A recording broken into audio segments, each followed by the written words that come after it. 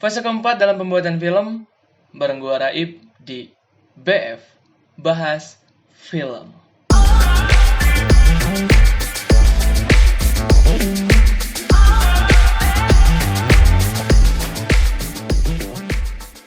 So ya, gimana kabar kalian? Semoga kalian sehat-sehat terus gitu loh ya. Dilancarkan rezekinya seperti biasa. Dan jangan lupa untuk bahagia gitu. Ya, untuk di video kali ini seperti janji gue ada satu fase lagi di mana gue belum menjelaskan fase terakhir untuk fase terakhir dalam pembuatan film ya. Ini fase kelima sebenarnya, fase kelima. Setelah kemarin-kemarin gue menjelaskan fase pertama yakni development, fase kedua praproduksi, fase ketiga produksi, fase keempat pasca produksi, dan sekarang fase kelima yakni fase distribusi. Buat kalian yang belum nonton, kalian bisa langsung aja cek, klik di atas sini, apa di sini ya? Ya disitulah pokoknya. Kalau enggak, gua taruh link videonya di deskripsi. Jadi kalau misalkan kalian yang baru nonton ini, biar nggak bingung gitu dengan apa pembahasan gue, jadi mendingan kalian nonton langsung dari part pertama gitu, dari fase development. Ya, langsung aja tanpa bacot-bacot lagi gitu ya. Langsung aja kita ke pembahasan fase distribusi. Fase distribusi itu apa sih sebenarnya gitu? Ini menurut gue, kalian bisa cari sih sebenarnya di Google yang yang teoritis banget kata-katanya, tapi di sini fase distribusi adalah fase di mana kalian akan membawa film kalian ini kemana, untuk apa nih, kemana gitu. Baik lagi, biasanya kalau misalkan gua dulu sebagai mahasiswa, fase distribusinya cuma ada dua nih, yakni tugas kuliah atau kita masukin ke festival. Nah, gimana caranya nge-submit ke sana? Nah, itulah yang dimaksud dengan proses distribusinya gitu. Kayak misalkan tugas film nih gitu. Ya berarti gue harus tugas kuliah, berarti gue harus bawa si file film gue ke ruangan dosen gue, terus gue kasih. Itu proses distribusi. Kalau ke festival, gue harus submit film gue melalui biasanya website festivalnya. Habis itu enter, kekirim, udah, itu fase distribusinya seperti itu. Tapi itu kan kalau kita mahasiswa gitu.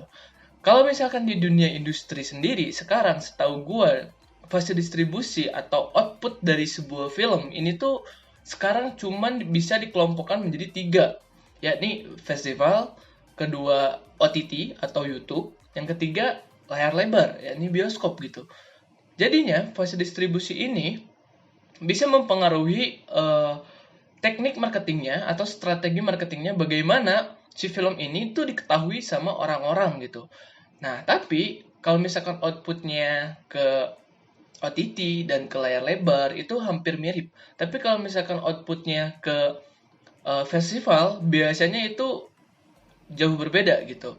Nah, perbedaannya adalah biasanya film-film yang emang sengaja dibuat untuk masuk ke festival film, itu tuh biasanya mereka tuh nggak nge-sounding duluan gitu. Jadi ketika mereka submit, kalau misalkan si filmnya itu menang, barulah film itu di-sounding lalu di-screeningkan gitu. Di-screeningan tuh ditayangkan gitu biasanya. Kayak misalkan film Kucumbu Kucumbu Tubuh Indahmu gitu ya. Itu kan sebenarnya pertama kalinya itu masuk ke festival dulu gitu. Gua lupa, Festival Film Indonesia gitu kalau nggak salah. Setelah dia menang baru itu ditayangkan, walaupun waktu itu kalau nggak salah di OTT gitu. Ya kayak gitu. Nah, kalau misalkan ke OTT pasti ada soundingnya dulu dari awal gitu. Kayak misalkan ada marketingnya juga, ada iklannya juga. Naro teaser atau trailer filmnya itu tuh di ads YouTube kah, ads Instagram kah, dan segala macam. Begitupun layar lebar gitu.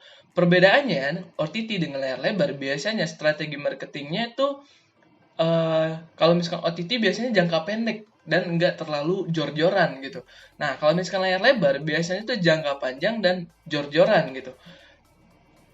salah satu salah satu strategi marketing yang akan mencoba gue analisis gitu dan gue jabarin ke kalian bagaimana sih si film ini tuh didistribusikan atau dimarketingkan supaya orang-orang tuh banyak tahu dengan film ini dan banyak yang nonton akhirnya gitu ke bioskop. Gue akan membahas film yang lagi rame sekarang gitu, KKN. Dimana KKN, kalau misalkan yang belum nonton video review gue tentang film KKN, bisa langsung juga cus aja ke atas, klik gitu ya di atas. Waktu gue bikin video itu kalau nggak salah gue nyebut kalau misalkan KKN udah tembus di 4,5 juta penonton. Sekarang info terbaru, KKN udah nembus 7 juta penonton. Gila. Menjadi film emang bener-bener film terlaris sepanjang masa. Yang tadinya cuma film horor terlaris sepanjang masa, sekarang menjadi film terlaris sepanjang masa all genre. Bahkan kayak film sekelas Warkop DKI pun tuh kalah gitu dengan film KKN di Desa Penari ini gitu.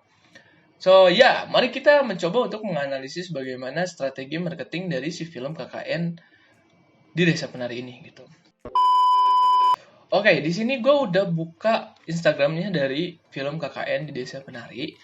Jadi ini di post paling awal banget. Jadi seperti biasa ya, kalau misalkan di konten untuk postingan awal pasti lebih ke spill kayak introducing gitu, introducing bahwa mereka tuh mau ngapain nih, Instagram ini tuh tujuannya untuk apa gitu. Kayak gini, ini mereka kayak ngeliatin gitu, ada acara press conference film gitu ya, film si KKN di Desa Penari ini gitu, bahwa si film ini tuh bakal cerita KKN yang tadinya dibukuin lalu akan difilmkan gitu. Lalu ini seperti biasa pengenalan karakternya, pemain-pemainnya walaupun agak di di BW, bukan BW, ini namanya kayak di sepiain gitu ya, di filter semacam sepia gitu. Baru di sini langsung mereka kayak nge-introducing yang tadinya cuman penasaran nih gitu, kayak dikasih tipis-tipis clue para pemainnya. Di sini udah terang-terangan nih di square 1 2 3 4 5 6 7 8 9. Mereka udah mulai terang-terangan untuk ngeliatin siapa aja pemainnya. Nah, langsung di sini udah mulai ke konten reminding gitu ya, ke konten reminding bahwa si si film ini tuh bahwa trailernya ini akan dirilis besok gitu. Untuk ngingetin gitu orang-orang bahwa jangan lupa nih, ini si film ini trailernya bakal tayang di besok hari gitu. Nah, langsung konten achievement ada 1 juta viewers seperti kayak gini, kurang dari 24 jam gitu kan. Ini tuh di Januari 2020 gitu, karena rencana awalnya waktu itu emang si KKN di Desa Penari ini tuh tayang di 19 Maret 2020. Nah, fase distribusi film ini selain mereka mengandalkan media sosial, mereka juga ternyata masuk ke beberapa interview-interview radio, lalu interview juga media, kayak misalkan ini kita lihat lagi ada di acara Hotman Paris gitu, untuk sounding tentang film ini. Lalu ada juga kalau nggak salah gue lihat nih kayak ini mereka lagi sounding di sebuah media di detik.com gitu. Jadi kalau misalkan film layar lebar biasanya mereka untuk mempromosikan filmnya kalau nggak ke acara TV, ke media, ke radio, masih seluruh media mereka main, media sosial pun main, di iklan ads. Waktu itu gue pernah juga ngelihat trailer ini tuh di YouTube juga gitu. Jadi course untuk biaya strategi marketingnya pun untuk di film layar lebar tuh gede banget guys gitu. Beda dengan untuk film-film OTT yang biasanya dengan budgeting terbatas biasanya ya kalau misalkan di OTT. Kayak ini setelah mereka nginfoin trailernya udah jadi, pemainnya siapa aja dan segala macam, mereka mulai ngesounding juga untuk official soundtrack mereka gitu. Di sini KKN kan menggait Danila dengan judulnya Batas gitu. Lalu seperti ini kontennya, kayak konten reminding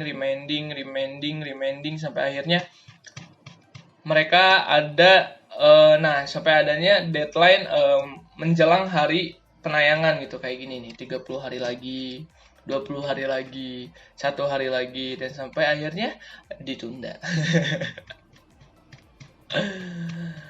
Tapi ini sebenarnya PR banget sih untuk apa ya namanya tuh, untuk si content planner dari si film KKN ini gitu. Kenapa? Karena kan emang ini tujuannya di tahun 2020 tapi mandek banget sampai di tahun 2020. Bagaimana caranya si content planner ini bisa memaintain sebuah konten yang kita nggak tahu nih tayangnya kapan gitu, tapi tetap di media sosial jangan mati banget, harus ada konten gitu. Jadinya itu menjadikan sebuah PR juga sih sebenarnya gitu. Tapi terbukti dengan banyaknya penonton yang nonton gitu ke bioskop untuk nonton KKN. Ya mungkin karena bukan, ya mungkin selain karena dulu ceritanya pernah viral, ya karena teknik marketingnya bagus gitu. Dalam ngedistribusiin filmnya juga bagus gitu mereka. Sehingga mereka bisa mencetak sejarah menjadikan sebuah film terlaris sepanjang masa. Ya mungkin kayak gitu aja gitu untuk di fase distribusi. Sebenarnya fase paling simpel gitu, bukan bukan paling simpel sih, paling apa ya namanya tuh, karena kan di fase distribusi semua kru udah pada istirahat gitu. Ini udah kerjaannya office aja gitu, kerjaan office di bagian divisi marketing gitu. Gimana caranya untuk bisa menyampaikan kepada orang-orang bahwa akan ada film ini nih, dan mereka harus nonton, mereka harus tahu, mereka harus datang ke bioskop kayak gitu. Ya mungkin segitu aja untuk di fase distribusi. Jadi buat kalian yang pengen bikin film gitu, atau misalkan kalian punya tugas film lagi kuliah, kalian dari awal harus tahu bahwa si film ini itu akan didistribusinya kemana, akan di-screeningkan di mana, atau misalkan emang mau dikefestivalin, atau cuman mau di-upload di YouTube, atau apa gitu. Kalian harus tahu nanti ujungnya outputnya kemana, karena biar kalian bisa merancang sebuah strategi marketing untuk ngedistribusiin film kalian agar orang-orang tahu dengan film kalian dan nantinya nonton film kalian. Ya, kayak gitu aja mungkin bacotnya untuk di video kali ini. Thank you banget yang udah nonton. Sorry to say kalau misalkan ngomong gue kecepatan dan menjadi pembahasannya tidak jelas. Kalau misalkan kurang jelas, kalian tinggal nonton ulang videonya. Sampai jumpa di next video. Gua Rai pamit. Bye-bye.